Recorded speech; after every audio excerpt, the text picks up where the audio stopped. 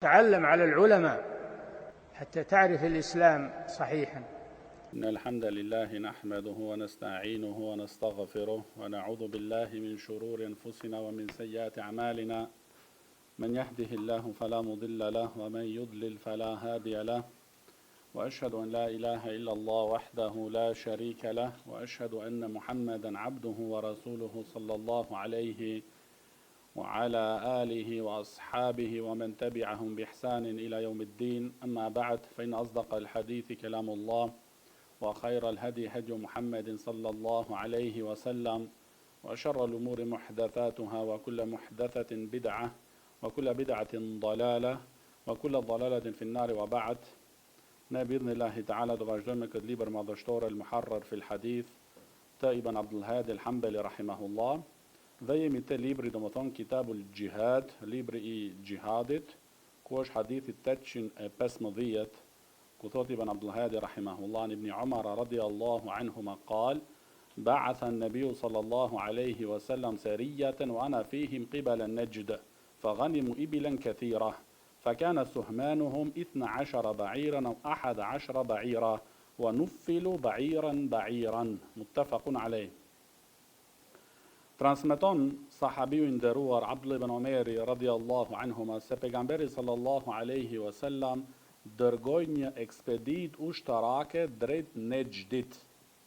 Pejgamberi alaihi salatu wasallam prej në Medinë dërgoi një ekspedit ushtarake drejt Nejdit. Që Nejd është domethënë në pjesa e Riyadit sot kohësh, edhe pjesa e Qasimit, dhe domethënë kapën ose fituan domethënë shumë plaçk të luftës, domethënë, që ishin domethënë në deve, që ishin domethënë në deve prej plaçkës së luftës dhe ishin shumë deve. Dhe thotë Sheikh Uthemini rahimahullah në shpjegimin e këtij hadithit se ishin domethënë 400 deve. Edhe për asaj kohë domethënë llogariteshte me pas 400 deve domethënë në pasuri maramenca. E patën si plaçk të luftës dhe hisja të pjesëmarrësve të ushtrisë ishte ka 12 deve ose 11. Do thonë secili prej pjesëmarrësve të ushtrisë u takoi domethënë në fund 12 deve ose 11. Kush e ndan këtë hisë? Kush e ndan këtë hisë? Këtë hisë e ndan domethënë pushtetari. Ose thot Sheikh Zejdi rahimahullah komandanti I ushtrisë, që është domethënë nën urdhrin të pushtetarit. Që është domethënë nën urdhrit të pushtetarit, që pasi domethënë mblidhet ajo, pasi që ata ja dorëzojnë komandantit ose pushtetarit, atëherë domethënë ai vendos për ndarjen domethënë e saj. Dhe jo vetëm kaq, wa nufilu ba'iran ba'iran, dhe secilit prej pjesëmarrësve ju dha edhe shtesë, zjada, siç e thotë Sheikh Abadi hafidhahullah. Dhe ajo shtesa ishte se nuk filu zjada, do thonë shtesa, edhe ka një deve. Do thonë secilit pjesëmarrësit ju dha në fund domethënë edhe ka një deve. Thot Sheikh Abadi hafidhahullah se ajo shtesa që u jepet pjesëmarrësve të ekspeditave ushtarake ose të luftës domethënë është ose domethënë prej bazës domethënë së plaçkës, para se të ndahet ajo, ai pushtetari, ai komandanti domethënë e vlerëson çështjen, edhe pastaj u jep secili domethënë shtesë, ose prej domethënë ajo plaçka e përgjithshme, ose pasi që të ndahet ajo, që domethënë është domethënë 80%. 80% domethënë shkon për ushtarët.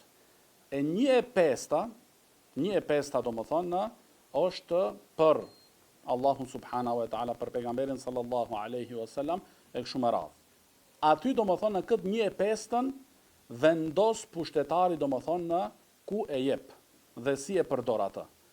Ose domethënë jepet ajo nga plaçka e përgjithshme në fillim, ose pasi që të ndahet.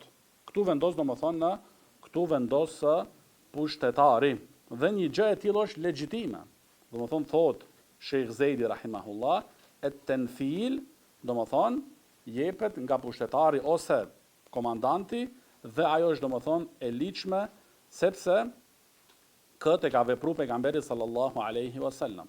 Dhe ajo tenfil, ajo shtesa, u jepet ushtarve në mënyrë individuale ose do më thonë një njësi ushtarake, që është do më thonë njësi speciale do shta, edhe ka kontribuar shumë do shta në atë luft, atëherë u jepet atyve do më thonë në kjo edhe shtesa.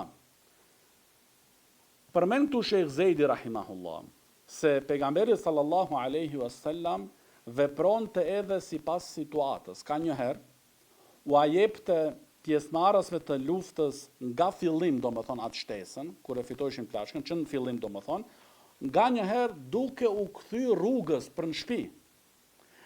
Kjo duke u kthy rrugës për në shtëpi, kur ekzistonte rreziku që ndoshta armiku prap rikthehet dhe i sulmon, që kjo t'jetë do më thonë nxitje për ata dhe shtesë në moralin e tyre, që ata do më thonë në ti përballojnë ato vështirësitë që hasin do më thonë në gjatë luftimit. Pastaj hadithi i radhës, thot Ibn Abdul Hadi rahimahullah, Sa'id al-Maqburi an Yazid ibn Hurmus قال كتب نجدة ابن عامر الحروري إلى ابن عباس رضي الله عنهما يسأله عن العبد والمرأة يحضران المغنم هل يقسم لهما وعن القتل الولدان وعن اليتيم متى ينقطع عنه اليتم وعن ذوي القربى من هم فقال ليزيد أي عبد الله بن عباس اكتب إليه فلولا أن يقع في أحموقة ما كتبت إليه اكتب إنك كتبت تسألني عن المرأة والعبد يحضران المغنم هل يقسم لهما شيء وإنه ليس لهما شيء إلا أن يحذيا وكتبت تسألني عن قتل الولدان وإن رسول الله صلى الله عليه وسلم لم يقتلهم وأنت فلا تقتلهم إلا أن تعلم منهم ما علم صاحب موسى من الغلام الذي قتله وكتبت تسألني عن اليتيم متى ينقطع عنه اسم اليتم وإنه لا ينقطع عنه اسم اليتم حتى يبلغ ويؤنس منه الرشد وكتبت تسألني عن ذوي القربى من هم وإنا زعمنا أنهم فأبى ذلك علينا قومنا رواه مسلم. Këtë hadith që e transmeton këtu Sa'id al-Maqburi nga Yazid ibn Hurmus rahimahullah, se Nejda ibn Amir al-Haruri i shkruajti letër Abdullah ibn Abbasit radhiyallahu anhuma duke a bërë disa pyetje. Dhe ky Nejdatu ibn Amir al-Haruri është prej kokave të Khawarijve. Ka qenë kokë min ar-rus al-Khawarij, prej kokave të Khawarijve. Prandaj edhe shikoni këtu është cilësu dhe është përshkruatur el-Haruri, Haruria, se njëri prej emrave do më thonë të Khawarijve ka qenë do më thonë Haruria, dhe el-Haruri do më thonë prej Harurive, prej Khawarijve. Ky njeri që ka qenë prej kokave të Khawarijve i shkruajti Abdullah ibn Abbasit duke e pyetur do më thonë në disa pyetje. Prej pyetjeve ishin do më thonë në e pyeti në lidhje me robin dhe robëreshën kur ata prezentojnë kur ndahet plaçka e luftës. A u takon atyre diçka ajo? Dhe pyetja e dytë ishte çështja e vrasjes së fëmijëve. A bën domethënë me i vra fëmijët? Dhe pyetja e tretë ishte për jetimat. Kur mbaron domethënë të jetë njeriu jetim? Kur përfundon ajo koha e jetimllokut. Pyetja e katërt ishte kush janë familja e pejgamberit sallallahu alaihi wasallam, ose kush llogaritet domethënë prej familjes së pejgamberit sallallahu alaihi wasallam. Atëherë Abdullah ibn Abbas radhiyallahu anhuma kur e pa këtë letër, i tha nxënësit të vet Yazid ibn Hurmus rahimahullah, shkruaj, do më thonë kthej përgjigje, unë do më thonë do të tregoj, ti do shkruash. Se edhe tregon do më thonë shikoni këtu tash, thot, sikur se mos të kisha frikë, se ky njeri do kishte bërë do një budallaki, nuk do i kisha shkrujt. Do thonë, sipas Hadadive kishin thonë, shikoni ka lidhje me Hawariçtë, kontakton, e shënon, u ka shkrujt. Jo, Sheikh Uthaymin rahimahullah thotë në shpjegimin e këtij hadithit, ai nuk ja provoi bidatin. As miratim të bidatit të tyre. Por ehlu sunna wal jamaa, siç e do e shohin domethënë, prandaj e thamë edhe në mësimin e kaluar dhe disa herë kemi potencu, për shkak të rëndësisë që e ka kjo çështje, i mbledhin domethënë të gjitha argumentet kur gjykojnë për një çështje. Jo me marr një çështje, për shembull bojkotimi i bidatçiut. Edhe ti vetëm me ato to ec. Kurse ka, siç e thonë dietarët istithnajat, domethënë ka përjashtime. Edhe kjo ka qenë këtu çështja prej përjashtimeve. Prej përjashtimeve dhe flasim këtu prej kokave të Hawariçëve ka qenë ky person. Prej kokave të Hawariçëve. Se thotë, sikur se mos të kisha frikë, se ky do kishte bërë do një bodallaki, kishte vrarë fëmijë, kishte bërë ku e diçka, atëherë nuk do ja kisha kthy përgjigjen. Edhe i thot Abdullah ibn Abbas radhiyallahu anhuma, më ke pyetur domethënë sa i përket robëreshës dhe robit, kur ata prezantojnë kur ndahet domethënë në plaçka e luftës. Është çështja që atyre nuk u takon asgjë. Se ata nuk janë pjesëmarrës të luftës. Thjesht janë prezent aty domethënë kur ndahet domethënë plaçka e luftës, atyre nuk u takon gjë për vetëm se nëse do pushtetari, komandanti i ushtrisë me u bë dhurat atyre dhe është problem. Me u bë dhurat. Edhe kush e vendos këtu prap pushtetari. Pushtetari e vlerëson situatën edhe u jep atyve, a nuk u jep. Sa i përket domethënë ajo. Sa i përket pyetjes së dytë, vrasja e fëmijëve, i thot Abdullah ibn Abbas radhiyallahu anhuma se pejgamberi alayhi salatu wasalam nuk i ka vrarë fëmijët. Edhe ka ndaluar një gjë e tillë. Nuk i ka vrarë fëmijët, e ka ndaluar një gjë e tillë, wa anta fala taqtulhum. Ti gjithashtu mos i vrit fëmijët. Do thonë ti, po ashtu do thonë këtu ja potencon Abdullah ibn Abbas, nëse e shohim domethënë këtë çështje, i thotë wa anta fala taqtulhum, edhe ti po ashtu vepro si ka vepruar pejgamberi alayhi salatu wassalam. Domethënë mos i vret fëmijët. Për vetëm se nëse fëmia është ushtar, edhe ai lufton. Atëherë është përjashtimi domethënë që ai llogaritet si ushtar, edhe trajtohet si ushtar. Përndryshe domethënë fëmijët domethënë nuk preken. Edhe siç e thamë edhe në mësimet e kaluara, edhe gratë, edhe ata që janë në moshë, edhe ata domethënë që janë në kisha kështu me radh, ato domethënë nuk luftohen, se ata nuk marrin pjesë në luftë. Pastaj sa i përket pyetjes së tretë, kur përfundon domethënë periudha të qenurit jetim, i thot Abdullah ibn Abbas radhiyallahu anhuma se ajo domethënë përfundon kur ai arrit moshën e pjekurisë. Kur e arrin moshën e pjekurisë domethënë, atëherë përfundon domethënë të quajturit jetim. Por thot El Hafiz an-Nawawi rahimahullah në shpjegimin e këtij hadithit këtu, po, këtu është kufiri i domethënë ku domethënë kalon nga jetim domethënë dhe nuk quhet më jetim, por dhënia e pasurisë, ja dhën atij jetimit pasurinë që e ka, që doshi ja ka lënë prindi. Dhënia ala vazhdon, sepse ajo dosha nuk varet në disa raste nga mosha e pjekurisë. Ai dosha e ka arritur moshën e pjekurisë, por nuk e ka atë domethënë në aftësinë e të vepruarit domethënë dhe të menaxhuarit e pasurisë së tij. Atëherë dosha ajo vënohet. Në bazë këtë vlerëson ai që kujdeset për jetimin domethënë. Ai që kujdeset, edhe kjo është domethënë mosha që është domethënë në kufiri. Se të ne, për shembull, ai ka bërë dosha 20 vjet, 30 vjet, edhe i thonë jetim është filane. Kjo nuk është e saktë. Kjo nuk është domethënë e saktë. Edhe jetim është domethënë ai i cili vdes baba, para se me arrit moshën e pjekurisë. Nëse vdes nëna, por e ka babën, nuk quhet ky person domethënë nuk quhet jetim.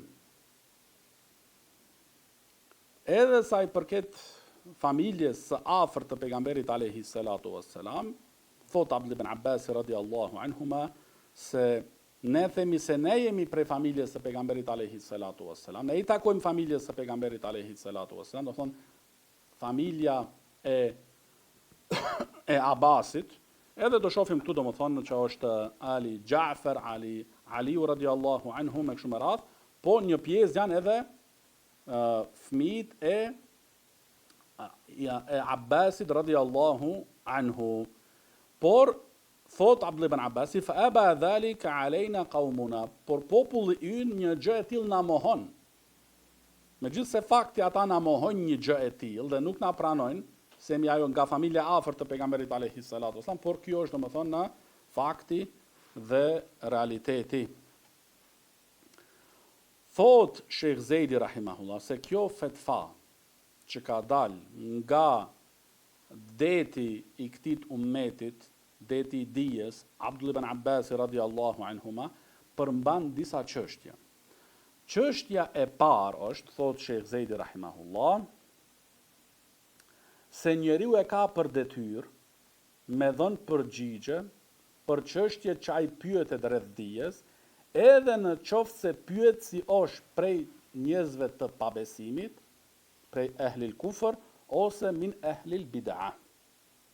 Edhe në qoftë se pyetësi është edhe prej njerëzve të bidatit. Kur njeriu ka dije dhe njohuri, atëherë e ka për detyrë domethënë me u dhënë përgjigje,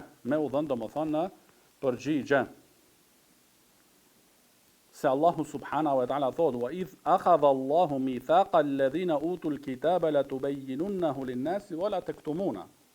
Se Allahu subhanahu wa ta'ala ka marrë besën për atyre që është dhënë libri, që patjetër t'u asqaroni një gjë e tillë njerëzve dhe të mos u afshehni. Dhe po ashtu pejgamberi alayhi salatu wasallam thot, men su'ila an ilmin fakatamahu uljima bilijamin min narin yawm al-qiyamah. Kush pyetet për një dije, për dituri, dhe ai e fsheh atë, ai do të futet në fre, prej një frerit prej frerave të zjarrit në ditën e Kiametit. Thot Sheikh Zejdi rahimullah, mjaftojnë këto dy tekste shariatike, ajeti dhe hadithi që janë zejran,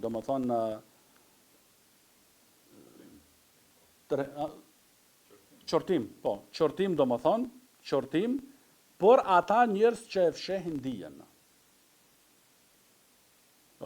Prandaj ka ai rregulli që është rregull shumë I rëndësishëm, që më I bashku të gjitha argumentet dhe me pa në fund me përfundu se edhe po ashtu është prej çështjeve në këto situata që ka shumë rëndësi, është me I peshu dobi dhe dëmet. Edhe për këtë peshimi I dobive dhe dëmeve ka nevojë njeriu për kuptim të thellë dhe horizont të gjerë, që këtë e kanë dietarët në radhë parë. Kuptim të thellë, jo ti kuptim si përfaqësor të teksteve, edhe horizont të ngushtuar, edhe asnjë farë lloj vlerësim të situatës dhe të dobive ose të dëmeve. Prandaj në bazë të teksteve dhe argumenteve janë ato dietarët, edhe prej tyre ka qenë padyshim Ibn Abbas radiallahu anhuma që I vlerësojnë këto sende, Edhe Allahu subhanahu wa taala po ashtu I ka qortu ata njerëz që e fshehin dijen shariatike. Pa me pas do një justifikim shariatik. Se Allahu taala thot, innal ladhina yaktumuna ma anzalna min al-bayyinati wal huda min ba'di ma bayyanahu lin-nasi fil kitab, ulaika yal'anuhumullah wa yal'anuhumul la'inun.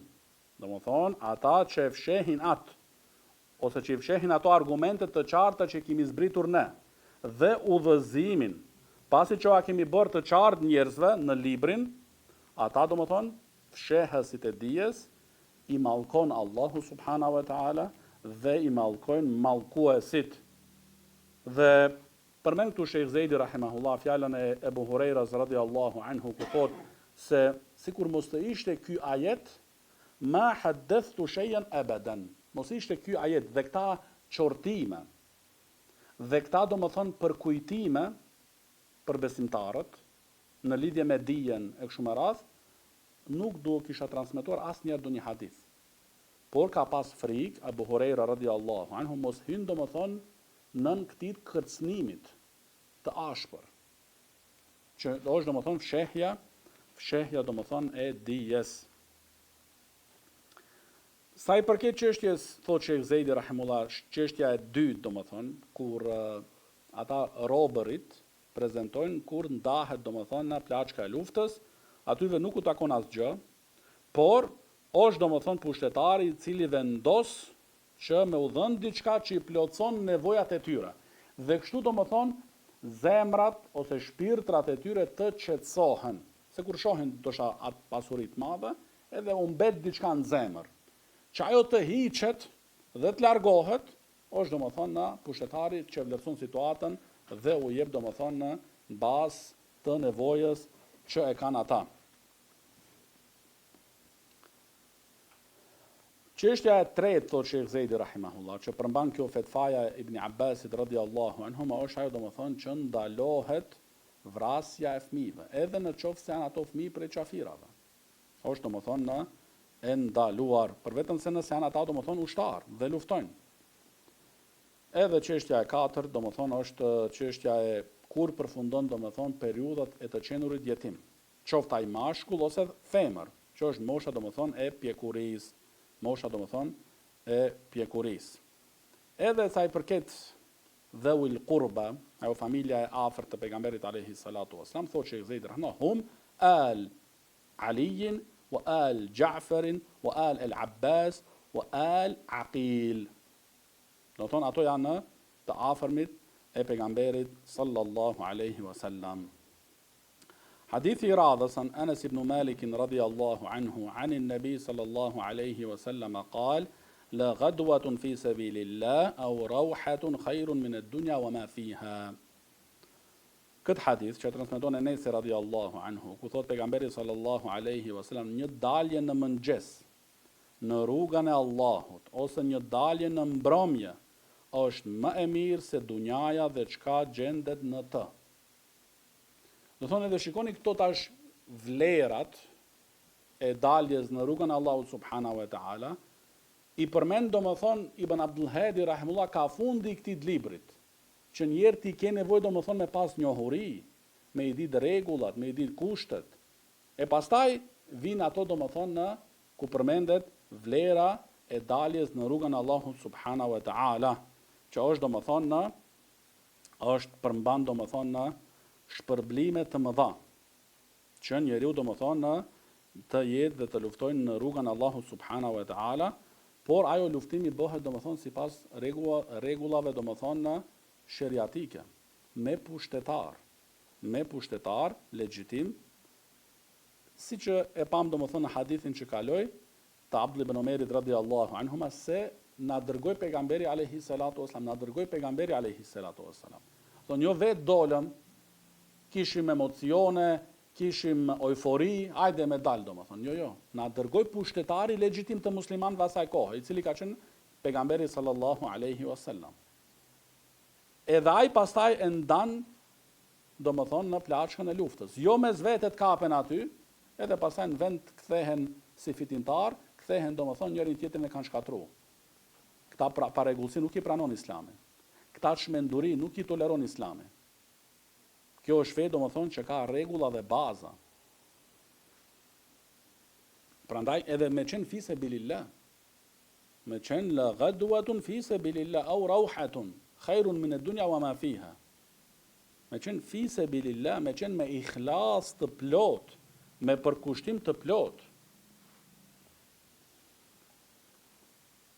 Edhe pa dyshim thotë Sheikh Zejdi rahimahullah se tekstet sheriatike janë të shumta që tregojnë vlerën të me dalë njeriu në rrugën e Allahut subhanahu wa taala, qoftë në librin e Allahut subhanahu wa taala dhe qoftë ajo domethënë në sunetin e pejgamberit sallallahu alaihi wasallam. Prej haditheve është ku thot pejgamberi sallallahu alaihi wasallam la yajtami'u ghubarun fi sabilillah wa dukhanu jahannam fi jawfi 'abdin abadan. Hadith madhështor I cili ka bërë sahih Imam al-Albani rahimahullah, që nuk bashkohen domethënë në pluhurin që ka hyrë në brendsinë e robit në rrugën e Allahut subhanahu wa taala dhe tymi I xhehenemit. Nuk bashkohen këto domethënë. Që me I hyr robit domethënë pluhur në brendsinë e tij në rrugën e Allahut subhanahu wa taala dhe pastaj domethënë me hyr në brendsinë e tij edhe tymi I xhehenemi. Që do thotë domethënë në me lenë Allahut subhanahu wa taala do jetë përfundimi I këtij njeriu domethënë xhennet. Por duke qenë domethënë të përmbushur domethënë të kushtet dhe sipas rregullave që kërkon domethënë në Islami, e jo domethënë vetë në mënyrë individuale. Pastaj hadithi I radhës, hadithi 818 thot Ibn Abdul Hadi rahimahullah an Ibn Umar radiyallahu anhuma قال رسول الله صلى الله عليه وسلم إذا جمع الله الأولين والآخرين يوم القيامة يرفع لكل غادر لواه فقيل هذا غدرة فلان ابن فلان متفق عليه. Thot Abdullah ibn Umar radiyallahu anhuma se pejgamberi alayhi salatu wassalam thot kur Allahu subhanahu wa taala do t'i bashkojnë të parit dhe të fundit në ditën e Kiametit. Për çdo tradhtar do të ngrihet një flamur dhe do të thuhet kjo është tradhtia e filanit, birit të filanit. Edhe pse Ibn Abdul Hadi rahimahullah e përmend këtë hadith në këtë temë, sepse Sheikh Abadi hafidhahullah thot el-ghadar, tradhtia nuk lejohet në asnjë lloj mënyre. Sepse Allahu Teala thot ja ejuhalladhina amanu awfu bil uqud. O ju që besoni domethënë plotsoni domethënë çoni në vend marrveshjet. Po ajo el-ghadar, tradhtia në luftë është edhe më e madhe. Është edhe më e rëndë. Se kjo domethënë ndikon edhe te ushtarët, edhe do shtan fitoren ose humbje. Prandaj Ibn Abdul Hadi ka sjellë këtë hadith këtu. Edhe po ta shohim domethënë kjo nuk është çështje, edhe kjo tregon thotë Sheikh Zeidi rahimahullah se tradhtia është prej mëkateve të mëdha. Nëse kur e bën njeriu domethënë gjatë luftës. Edhe po ta shohim domethënë, edhe këto shtete domethënë, nëse bën dikush tradhti gjatë luftimit, bile e pushkatojnë ata. Se është domethënë thotë tradhti ndaj shtetit. Është tradhti ndaj edhe e pushkatojnë. Atë domethënë e trajtojnë sipas ligjeve të ushtrisë. Se është tradhti e llogarisin ata. Prandaj, pasi që është çështja kaq e rëndë dhe ndikon domethënë në lidhje me luftimin, atëherë e ka sjellë Ibn Abdul Hadi rahimahullah këtë hadith këtu, që me tregu domethënë në mëkatin të madh dhe rrezikun të kësaj çështjes, çështja e tradhtisë. Edhe thot Sheikh Abadi hafidhahullah se kjo është për atë personin fadiha, domethënë demaskim. Ditën e Kiametit domethënë që ti sillet atij një flamur, edhe më thonë se kjo është tradhtia e filanit, birit filanit, kjo është domethënë në demaskim. Demaskim domethënë në ditën kur nuk I bën dobi njeriu domethënë pasuria dhe fëmijët. Dhe nuk mundet që me shkëmby këtë demaskim me para ose me pozitën që ka pas domethënë në dunja. Edhe thot Sheikh Zeidi rahimahullah, kur pejgamberi alayhi salatu wassalam dërgonte ekspedita ushtarake, prej porosive që a jepte muslimanëve, ishte edhe wala taghdiru, dhe mos bëni tradhti. Prej porosive të pejgamberit alayhi salatu wassalam, që I përkujtonte muslimanët, sahabët ridwanullahi alayhim, që domethënë mos me ndodh tradhti. Mos me ndodh tradhti. Pastaj hadithi I radhës, thot Ibn Abdul Hadi rahimahullah, Nabi Sa'id al-Khudri radiyallahu anhu, anna Rasulullah sallallahu alaihi wasallam ba'atha ila bani Lihyan liyakhruja min kulli rajulayn rajul thumma qala lil qa'id ayyukum khalafa al kharija fi ahlihi wa malihi bi khairin kana lahu mithlu nisfi ajri al kharij rawahu al Muslim. Tregon Abu Sa'id al-Khudri radiallahu anhu se pejgamberi sallallahu alaihi wasallam dërgoi domethën ftesë te fisi Lihyan. Dërgoi ftesë te fisi Lihyan dhe u tha domethën që prej dy burrave me dal një. Domethën nëse kanë familje dy persona, dy burra që e kanë arritur moshën e pjekurisë, janë burra domethën me plot kuptimin e fjalës, atëherë domethën nëse nuk kanë arsyetim diçka, arsyetim sheriatik ose justifikim, që njëni me dal. Prej dy njëni me dal. Prej dy në shtëpi domethën, njëni me dal. Dhe u tha atyrve që do qëndrojnë në shtëpi, që do qëndrojnë domethën me familjet. Kush kujdeset për pasurinë, për familjen e atij që ka dalë në rrugën e Allahut subhanahu wa taala, duke u kujdesur në mënyrë të mirë, atëherë atij t'i takon domethën gjysma e shpërblimit e atij që ka dalë në rrugën e Allahut subhanahu wa taala. Dhe kjo tregon shpërblimin e madh për ata që qëndrojnë në shtëpi, po për kujdesen domethën për atë i cili ka dalë në rrugën e Allahut subhanahu wa taala. Për kujdesen domethën me amanet të plot në pasurinë e tij, në familjen e tij, atëherë domethën ata shpresojnë këtë shpërblim të madh.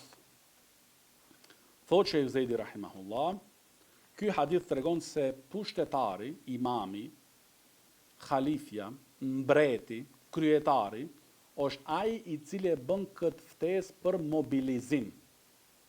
Edhe kjo ekziston domethën sot kësaj dite, që shteti domethën, pushtetari legjitim, çon ftesë domethën për mobilizim, kaq e kaq ushtar na duhen.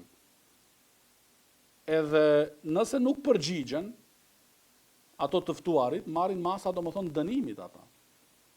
Marrin masa domethën në të dënimit. Edhe është domethën, thotë Sheikh Zejdi rahimullah, kur vjen një ftesë e tillë, një mobilizim i tillë nga pushtetari, atëherë nuk lejohet nëse ty të ka përzgjedhur, se ka shumë që përzgjedhin kështu. Përzgjodhi, jo, nëse me të vërtet ai të përzgjodhi pushtetari, atëherë jo duhet me shiku gjastas e majtas. Kë ta përzgjedhish ti tash, që më thon bujrum shkoti, jo. Nëse pushtetari çon ftesë, edhe të ka përcaktu domethën ty, se të ka pa domethën se si më thon në atë civin tënde, do shta ke bo ushtri, ke qenë i dalluar, se dhe këta sene domethën merren parasysh. Atëherë, domethën nuk e di ti si dhëndëri dhe shapoja sa ke bo ushtrin, ajo. Se ke bo? Si do qoftë, barakallahu fikum, ma përpara kanë thënë këtu, nëse njeriu se ka kryu ushtrin, si kanë thënë Musa. Ne ta shtyjnë jo veç njënën, për edhe dytën jemi të bo planin. Si do qoftë, barakallahu fikum, do më thonë, kur e përcakton pushtetarit dikën, atëherë duhet ai t'i përgjigjet. Thotë Sheikh Zejdi rahma, për vetëm se nëse me të vërtet ka do një justifikim.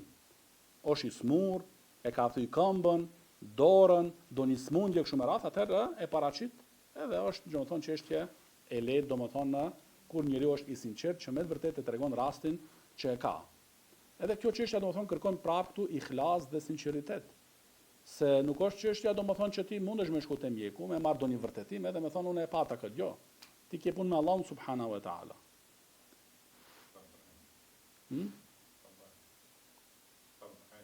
Po, do më thonë atëherë bëhet obligim individual. Kur pushetari përcakton dikën, do më thonë, atëherë bëhet obligim, do më thonë, të drejt për atë personi i cili është, do më thonë, aty përcaktuar. Hadithi i radhës, an Abi Musa al-Ash'ari radiyallahu anhu qal, suila Rasulullahi sallallahu alaihi wasallam an ar-rajuli yuqatil shaja'atan wa yuqatilu hamiyatan wa yuqatilu riya'an. أي ذلك في سبيل الله فقال رسول الله صلى الله عليه وسلم من قاتل لتكون كلمة الله هي العليا فهو في سبيل الله. Ebu Musa radiallahu anhu transmeton se është pyetur pejgamberi sallallahu alaihi wasallam për një person i cili lufton nga trimëria. Ai ka dalë me luftu, shkaku është trim. Dhe një tjetër shkaku i fanatizmit që ka për domethënë rrethin e vet kështu me radh, shkaku i fanatizmit. Dhe një tjetër lufton për syefaqësi. Atëherë e ju dhalika fi sibilillah, kush është prej këtyrve në rrugën e Allahut subhanahu wa taala? Kush llogaritet të jetë domethënë luftar në rrugën e Allahut subhanahu wa taala? Përgjigjja e pejgamberit alayhi salatu wasalam ishte që asnjë prej këtyre tre. Asnjë. Por men qatala litakuna kalimatullahi hiya al-ulya.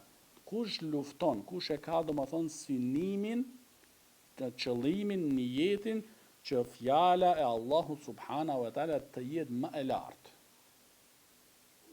Kush e ka këtë synim, këtë niyet që të ngritet feja Allahut subhanahu wa taala, që të ngritet fjala e Allahut subhanahu wa taala, që të triumfojnë fjala e Allahut subhanahu wa taala. Fa huwa fi sabilillah. Ajo është domethënë në rrugën e Allahut subhanahu wa taala. Ajo është në rrugën e Allahut subhanahu wa taala dhe thotë Sheikh Zeidi rahimahullah se ky hadith aludon se veprat janë sipas qëllimit. Veprat vlerësohen domethënë sipas domethënë në qëllimit. Nëse njeriu e ka qëllimin të mirë dhe po ashtu thotë shehu edhe këtu duhet të përmendet çështja e kushtit tjetër e cila është tjetë në përpullshmëri me sunetin e pejgamberit alayhi salatu wassalam, atëherë domethënë ajo është vepër e pranuar. E nëse thotë Sheikh Zeidi rahimahullah, njeriu e ka qëllimin të prishur, në çfarë do qoftë vepër, edhe në këtë vepër këtu, që lufton shkaku i syfaqësisë, shkaku që më thon njerëzit se filani ishte trim, që me fitu pozita, me qenë pas luftës, pastaj ministër për shembull, me qenë pas luftës ku e di çka. Synimi i atij është piknisja e atij është që me qenë me pas poste të larta pas asaj. Atëherë thotë Sheikh Zeidi rahimahullah që ky person jo që s'merr as agrinca e shpërblimit nuk i takon atij. Sepse nuk e ka qëllimin në jetën të pastër. Po edhe dënohet për shkak në jetit të prishur. Ky person jo vetëm që nuk merr shpërblim, po për shkak që ka pas një jetin të prishur edhe merr dënim. Merr edhe dënim, edhe këtu e përmend Sheikh Zeidi rahimullah hadithin e Abu Hurajras radhiyallahu anhu, ku thotë se kam dëgjuar pejgamberin sallallahu alaihi wasallam se i pari i cili do gjykohet në ditën e gjykimit është një person i cili në sytë e njerëzve ka ra shahid. Në sytë e njerëzve ka ra shahid. Edhe ka ardhur në ditën e gjykimit, do i përmenden atij dhuntit dhe të mirat, edhe do pyetet se çka ke vepruar. Ai ka me pretendu për veten e tij se ka luftu në rrugën e Allahut subhanahu wa taala. Kurse Allahu taala do i thotë atij ke vepte, ke gëny. Ke gëny domethënë, nuk ka qenë synimi dhe qëllimi yt, niyeti nuk ka qenë me luftu në rrugën e Allahut subhanahu wa taala. Se në rrugën e Allahut subhanahu wa taala është domethënë që me qenë fjala e Allahut taala më e lartë dhe triumfuese. Atëherë se i thuhet atij se ti ke luftu, domethënë, që me thënë njerëzit se ti je trim. Si je trim, se je i fortë. Fakat qil, dhe është thënë, e ke marrë atë shpërblim. Atë ke synu, njerëzit e kanë thënë, mbaroi, shpërblimi jut ishte domethënë fjala e njerëzve. Sepse ti atë synonte. Edhe përfundoi domethënë. Edhe pastaj do të hidhet domethënë në zjarrin e xhehenemit. Allahu na ruaj. Pastaj hadithi i radhës, është hadithi 821, thot Ibn Abdul Hadi an Ibn Abbas radiyallahu anhuma qal Rasulullah sallallahu alayhi wa sallam yawm al-fath, fath Makkah, la hijra, walakin jihad wa niyya, wa idha istunfirtum fanfiru, muttafaqun alayh. Këtë hadith transmeton Abdullah ibn Abbas radiallahu anhuma, thotë se pejgamberi alayhi salatu wasalam në ditën e çlirimit të Mekës tha: nuk ka më hijret, nuk ka më shpërngulje. Do thonë nuk ka më hijret, nuk ka më shpërngulje nga Mekë në Medinë, sepse dhe Mekë u bë domethënë vend musliman, vend islam. Atëherë domethënë ai rreziku, ai presioni që ishte nga ana e pabesimtarëve ndaj muslimanëve, tash domethënë u largu. Prandaj la hijra. Nuk ka më hijret. Walakin jihadun wa niyya. Por çështja e xhihadit vazhdon dhe çështja domethënë e niyetit. Domethënë niyya këtu është për qëllim domethënë se dyert për veprave të mira vazhdojnë të qenurit të hapura. Domethënë ka njeriu edhe vepra tjera që mundet tash hijreti u ndërpreu domethënë prej Mekë në Medinë, përfundoi me çlirimin e Mekës. Por dyert domethënë për me bë vepra të mira njeriu vazhdojnë domethënë të qëndrojnë. Dhe thot po ashtu pejgamberi alayhi salatu wasallam, kur do bëhet juve thirrje prej pushtetarit, prej kryetarit, prej mbretit, kur do bëhet juve thirrje, atëherë domethënë ti përgjigjeni thirrjes. Do thonë me u përgjigja bëhet domethënë ndaj pushtetarit legjitim.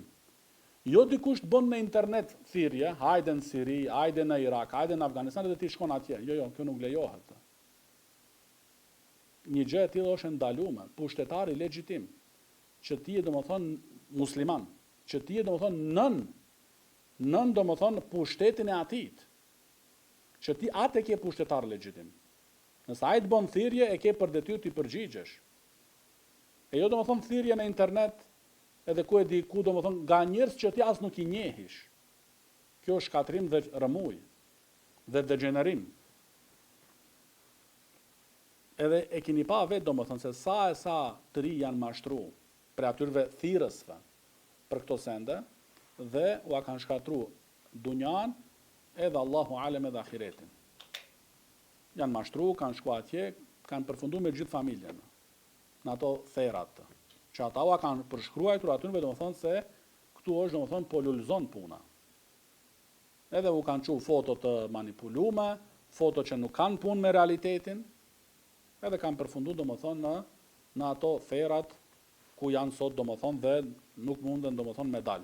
Ose disa domethënë edhe i kanë eliminu, disa i kanë vrarë. Thotë Sheikh Zejdi rahimahullah, prej këtij hadithit përfitojmë disa sende. Çështja e parë është se është abrogu hijreti nga Mekë për në Medinë. Dhe kjo u bë domethënë në vitin e 8 pas hijretit, pasi Mekja domethënë o çlirua dhe u bë domethënë vend islam. Çështja e dytë domethënë që çështja e xhihadit me pushtetarin legjitim, ajo vazhdon. Ajo domethënë vazhdon. Çështja e tretë është se hijreti në kuptimin e përgjithshëm vazhdon me qëndru. Që është shpërngulje nga vendi i pabesimtarve në një vend të muslimanëve. Kjo qëndron domethënë. Jo dikush më ardh edhe më thon la hijra, ka thënë pejgamberi alayhi salatu wasallam, edhe ti qëndro domethënë ato vende të kufrit, edhe zhytu atje. Edhe shkatroje veten, shkatroje fëmijët e kështu me radhë, jo. La hijra është kuptimi, nuk ka hijret nga Mekë në Medinë. Edhe ne themi, nëse ato vende të kufrit bëhen vende të islamit, atëherë s'ka nevojë me bëj hijret. Edhe ne themi la hijra atëherë, se vendet e islamit janë ata. Ama përderisa ato qëndrojnë të jenë vende të kufrit dhe ata ndikojnë domethënë në besimin tënd, në sjelljen tënde, në rrethin tënd, në fëmijët tanë, atëherë domethënë është obligim me i lishu ato vende. Për vetëm se thotë Sheikh Zejdi rahimahullah, ata që nuk kanë mundësi, që Allahu Teala i ka justifiku. Ama nëse dikush ka mundësi, dhe ai vetë duhet me ditë domethënë në brendësinë e tij se a ka mundësi, a s'ka mundësi, atëherë ka për detyrë domethënë të largohet drejt vendeve domethënë ila beldatil islam, vende domethënë të muslimanëve dhe të islamit. Çështja e katërt thotë Sheikh Zejdi rahimahullah, se njeriu është i detyruar domethënë me i bë veprat me plot përkushtim. Me i bë veprat domethënë me plot përkushtim. Çështja e pestë është çështje domethënë e bindjes ndaj pushtetarit musliman. Kur ai bën thirrje domethënë që nëse ta përcakton domethënë emrin, atëherë je i detyruar domethënë ti përgjigjesh dhe përndryshe nëse nuk i përgjigjesh pa asnjë farë lloj justifikim sheriatik, atëherë ti ke bërë domethënë një mekat prej mekateve të mëdha. Kjo para Allahut subhanahu wa taala. Prandaj domethënë këto çështje domethënë çështja e bindjes ndaj pushtetarit. Nuk është çështje që ne e kena qit tash. Edhe ne them jo, këta janë tekste sheriatike domethënë, në Kur'an edhe në Sunnet, që këta lidhen domethënë me të drejtat e pushtetarit. Që kush ja ka dhënë këto të drejta? Ligjdhënësi, Allahu subhanahu wa taala. Ti tash nëse ke vendos të hysh në Islam dhe je musliman, atëherë duhet edhe këto tekste ti pranojsh. Që ti bindesh pushtetarit. Që ti bindesh pushtetarit në ato kompetencat që Allahu taala ja ka dhënë atij. Allahu ja ka dhënë. Nuk ja kanë dhënë njerëzit. Allahu subhanahu wa taala. Edhe thotë Sheikh Zejdi rahimahullah, mos na vjen dikush për mos paraqitjen dhe mos daljen të ftesës që i bëhet, të justifikohet domethënë me historinë dhe ndodhinë e Ka'b ibn Malik, radiallahu anhu, dhe dy shokët e tij. Kjo tregon domethënë faktin që Sheikh Zejdi e përmend këtë çështje këtu domethënë edhe historia e Ka'b ibn Malik radiallahu anhu, që ka njerëz domethënë që i çarkullojnë këto domethënë pseudo argumenta. Edhe që nuk janë argumente në vendin e duhur. Domethënë, nëse të bën pushtetari, për shembull në Saudi, u bën saudianëve, atëherë ata mos t'i përgjigjen atij, sipas ikhwancave. Ama kur u bojnë ata thirrje, hajdeni në Afganistan, hajdeni këtu, hajdeni andeje, që t'i përdorin domethënë si barut atje, atëherë kjo është obligim. Sepse lojaliteti ndaj xhamatit është më parsor se sa lojaliteti ndaj pushtetarit. Edhe pasa kush mban përgjegjësi, askush nuk mban përgjegjësi. E lën në akont aty, edhe mbaroi puna. Jo, pushtetari mban përgjegjësi, edhe ndaj familjes pastaj. Nëse ndodh diçka pushtetari pastaj, prandaj pranojnë ata domethënë ndihma nga shteti e kështu me radhë. Se ajo është pushtetar domethënë, që i menaxhon këto sende. Jo veç me dalë me eufori dhe pastaj me shkatru veten edhe familjen edhe krejt rrethin ndoshta. Edhe thotë Sheikh Zejdi rahimullah, argumentimi nuk është me vend. Çështja e Ka'b ibn Malik radiallahu anhu, dhe për këtë shkak pejgamberi alayhi salatu wassalam atë dhe dy shokët e tij i bojkotoi për 50 net. 50 net domethënë i bojkotoi, nuk u jep as selam as kelam në Medinë. Edhe u ngushtua edhe toka edhe gjokset edhe shpirtrat. Dhe u penduan tek Allahu subhanahu wa taala me pendim të sinqert, dhe Allahu taala u pranoi pendimin. Edhe pastaj përfundimi i ajeteve ku përmendet historia e atyve domethënë, tre ato personat që nuk u paraqitën në luftën e Tebukit, thot Allahu taala në fund, ja ayyuhalladhina amanu taqullaha wa kunu ma'as sadiqin. O ju që keni besuar, kini frikë Allahun dhe bëhuni me të sinqertit. Do thon kunu ma'as sadiqin, sadiqin do thon bëhuni, qëndroni me të sinqertit. Do thon jo me qëndru me secilin domethën. Edhe më kujtohet kjo ka qenë ky ajet, ja ayyuhalladhina amanu taqullaha wa kunu ma'as sadiqin, ka qenë një hyrje të një xhelsës së shehut ton Sheikh Arafati hafidhahullah në Medinë, domethën ka qenë të xhelsave të para domethën. Edhe shehu tha, ej kunu ma'as salafiyin. Ata janë ahlu sidq. Ata janë njerëzit domethën e sidqut, e sinqeritetit. Jo me secilin domethën, jo me secilin me qenë. Hajde se kum pa disa shkon kështu edhe unë po shkoj. Ditën tjetër edhe me ato tjerë, jo. Ma'as sadiqin.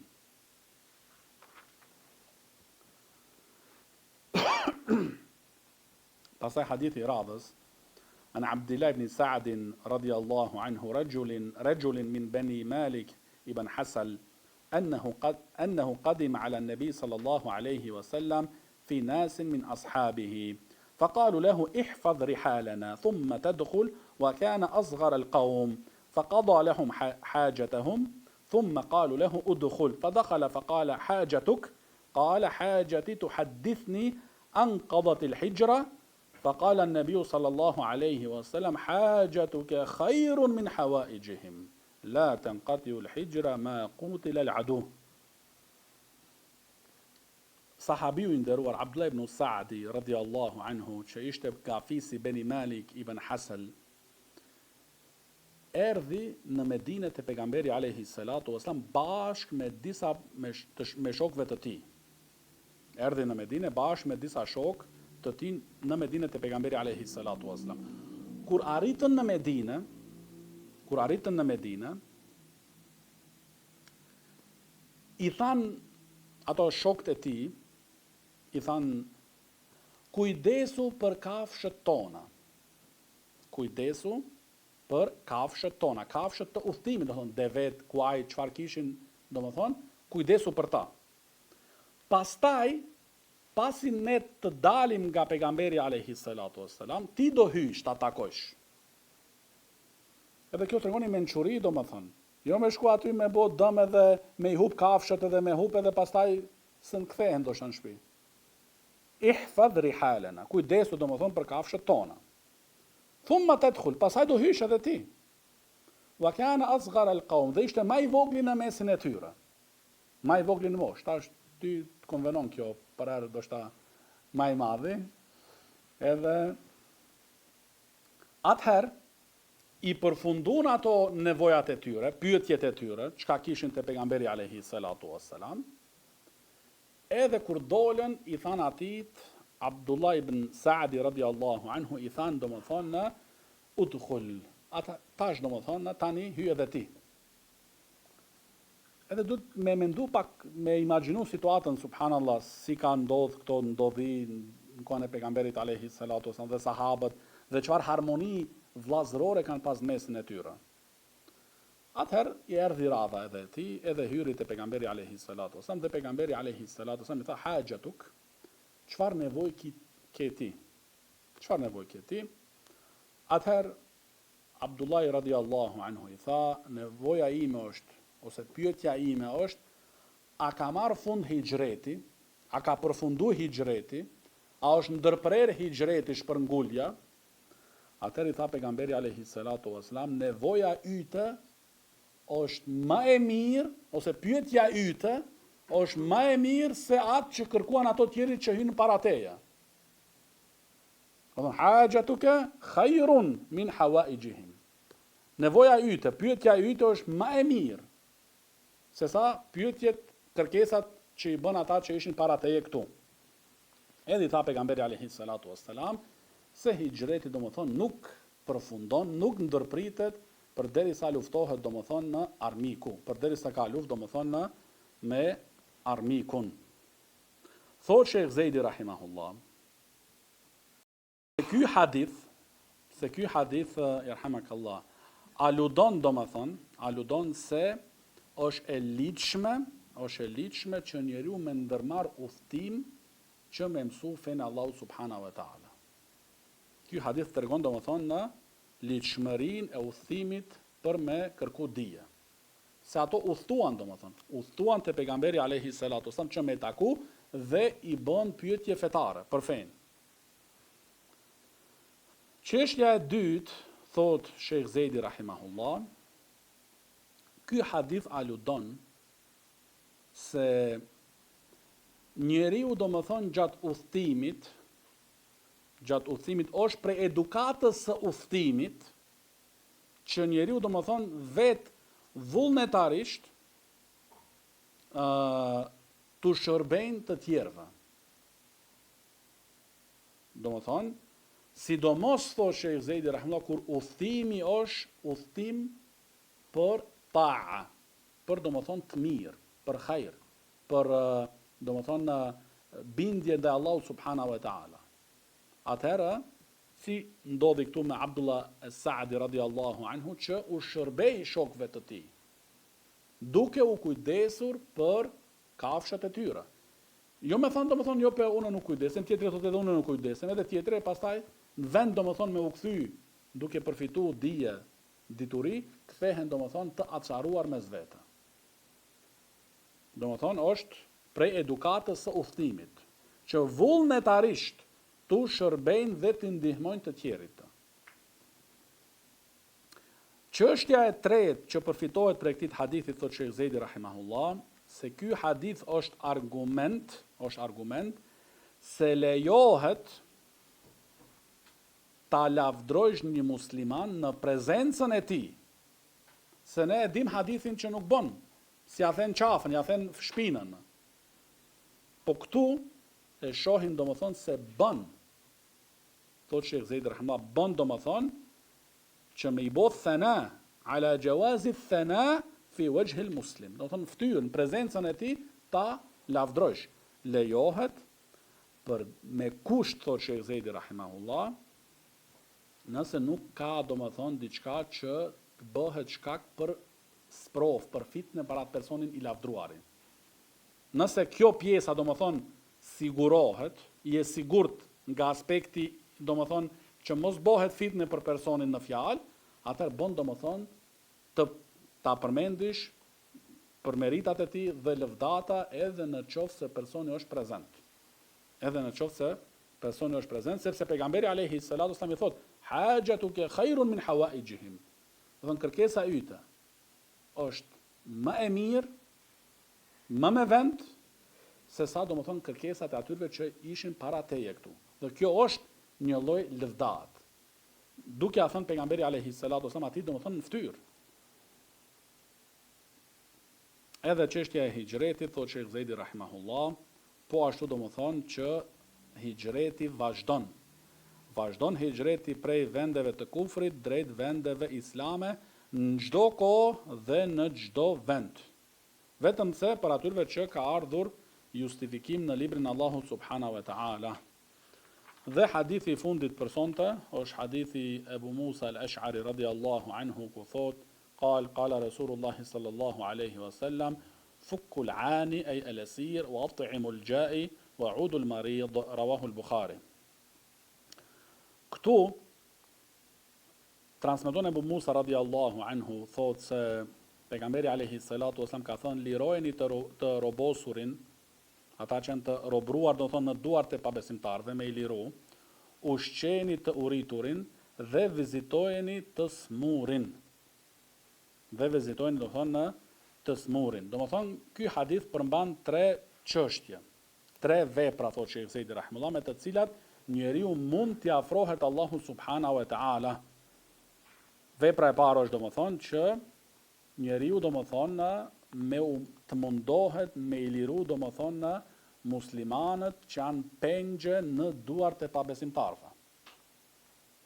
Edhe për këtë temë do më thonë kanë folë edhe dietarët që duhet pushtetari do më thonë edhe nëse ka nevojë shumë një pjesë të madhe të pasurisë të shtetit të muslimanëve me harxhit, që vetëm ata do më thonë pengjet të luftës që janë në duart të pabesimtarëve me I liru dhe me I kthy do më thonë në vendet muslimane. Sepse dëmi është shumë I madh që ato të qëndrojnë do më thonë në mesin e atyrve. Dhe ndoshta I qonë do më thonë edhe në pabesim, edhe në humbjen e shpresës, edhe në mendim të keq për Allahun subhanahu wa taala, edhe mendim të keq për muslimanët e kështu me radhë. Prandaj, këtu është do më thonë në çështja e pushtetarit dhe po ashtu edhe ata për muslimanëve ta ndihmojnë me pasuritë e tyre dhe mundësitë e tyre do më thonë që ato pengjet e muslimanëve që janë në duart e pabesimtarëve të lirohen. Çështja e dytë është çështja e të ushqyerit të uriturin. Është për veprave domethënë të mira dhe thotë Sheikh Uthaymin rahimahullah, nëse ai është në atë shkallë të ka domethënë është I uritur, saqë domethënë I rrezikohet edhe jeta, aty është detyra, obligimi muslimanëve domethënë ta ndihmojnë. Po është edhe obligimi atij tjetrit që me pranu atë ndihmë, që mos me e çu veten e tij domethënë në shkatrim, në shkatrim. Dhe çështja e tretë është domethënë vizita e të smurit, që është prej çështjeve domethënë prej çështjeve të pëlqyera dhe nuk është domethënë min al-wajibat, thotë Sheikh Zejdi rahimahullah, por min as-sunan. Është prej çështjeve domethënë të pëlqyera dhe ka vlerë domethënë të madhe. Domethënë vizita e të smurit. Dhe Sheikh Ibn Bazi rahimahullah në shpjegimin e këtij hadithit e përmend bile edhe çështjen e vizitës së pejgamberit alayhi salatu wassalam të atij të djaloshit të çifutëve që ishte në shërbim të pejgamberit alayhi salatu wassalam dhe kur u smur ai, atëherë domethënë shkoi pejgamberi alayhi salatu wassalam e vizitoi dhe megjithatë se ishte çifut, pa besimtar, e vizitoi dhe përkujtoi dhe këshilloi dhe u bë sebeb ajo vizitë që ai u bë musliman. Edhe vdiq domethënë si musliman. Edhe thotë Sheikh Ibn Baz rahimullah, kjo është domethënë edhe prej dobive të vizitës së smurit, që ti ta këshillojsh atë tjetrin, ta përkujtojsh atë tjetrin se zemra e atij në ato momente është e butë, domethënë dhe më shumë është e gatshme me pranu, sesa kur është i shëndosh. Prandaj kur shkon domethënë me qëllim që me këshillu, me butësi, me urtësi e kështu me radhë. Edhe mos mi arëndu. Jo tash unë thash edhe Sheikh Ibn Baz rahimullah thotë se mirë është me shku me këshillu edhe ti shkon aty dhe i man ders aty një orë. Edhe do shta ja acarohet. Edhe përmendet prej Abdullah ibn Mubarak rahimahullah dhe radiallahu anhu që kur ishin në shtratën e vdekjes, i erdhi një njeri dhe i thoshte qul la ilaha illallah, qul la ilaha illallah. Atë duke qenë në shtratën e vdekjes Abdullah ibn Mubarak rahimahullah, i tha domethënë, o ti, kam frikë domethënë që mas meje do i dëmtojsh njerëzit me këtë mënyrë që jetu e bërë, unë e thash veç se një herë, la ilaha illallah, dhe nuk ka nevojë më për përsëritje derisa nuk kam fol diçka, atëherë mos ndërhyj domethënë. Se mundet ai tjetri domethënë ta acarojsh po ashtu, në ato momente të sikletshme dhe të vështira, dhe të thotë do një fjalë domethënë që nuk është e përshtatshme, dhe e duhur, dhe e mirë, dhe e hishme. Prandaj domethënë duhet të me vlerësu situatën dhe gjendjen. Edhe për argumenteve që ka përmend këtu Sheikh Zejdi rahimahullah, që është mirë dhe vlera e vizitës së smurit është ku thot pejgamberi alayhi salatu wassalam, ma min muslimin yaudu musliman ghudwatan illa salla alayhi 70,000 malakin hatta yumsi wa in aadahu ashiyatan illa salla alayhi 70,000 malakin hatta yusbih wa kana lahu kharifun fil janna. Nuk ndodh që një musliman ta vizitojnë vllajën e tij musliman në sabah, në fillim të ditës, për vetëm se për të lutën 70,000 melaçe deri në mbrëmje. Kjo është problemi, domethënë, nëse ti e viziton vllajën tënd në mëngjes, në fillim të ditës, atëherë 70,000 melaçe luten për ty domethënë deri në mbrëmje. E nëse ndodh që ai me vizitu vllajën e tij në mbrëmje, atëherë ato 70,000 melaçe luten për të deri në mëngjes. Dhe wa kana lahu kharifun fil janna. Dhe atij domethënë do t'i jepet një kopsht me fruta në xhennet. Njëra anë lutja e melaçeve për atë personin dhe në anën tjetër domethënë edhe një kopsht në xhennet. Edhe po ashtu e përmend këtu Sheikh Zejdi rahimahullah hadithin tjetër ku thot pejgamberi alayhi salatu wassalam, men aadha maridan aw zara akhan lahu fillah nadahu munadin an tibta wa taba mamshak wa tabawwa'ta min al-jannati manzilan. Domethënë nëse dikush e viziton një të smur, ose dikush e viziton një vlla për hir të Allahut subhanahu wa taala që ka, e viziton atë, atëherë i bën një thirrje një thirrës, duke i thënë, ke bërë mirë, domethënë të qoftë e mbar hapi yt dhe u vendosesh në një banesë në xhennet. Domethënë ai thirrësi domethënë i thot këto fjalë për atë person i cili e viziton një të smur ose një person tjetër domethënë që e viziton vllajën e tij që ka për hir të Allahut subhanahu wa taala, që përfiton domethënë banesë në xhennet. Edhe thot Sheikh Zejdi rahimahullah se këto tekste domethënë që u përmenden këtu në lidhje me vizitën e të smurit e tregojnë domethënë se këtë mirësi domethënë duhet muslimanët të nxitojnë që mos ta hupin, por kur u mundsohet, kur u hapet një derë e tillë, domethënë një mundësi e tillë, atëherë duhet me përshpejtu domethënë që ta zbatojnë këtë dhe të shpresojnë domethënë në shpërblimet të mëdha për këtë vepër madhështore. Dhe kjo është fundi domethënë e kësaj ligjërate. Hadha wa sallallahu ala nabina Muhammad wa ala alihi wa sahbihi wa sallam.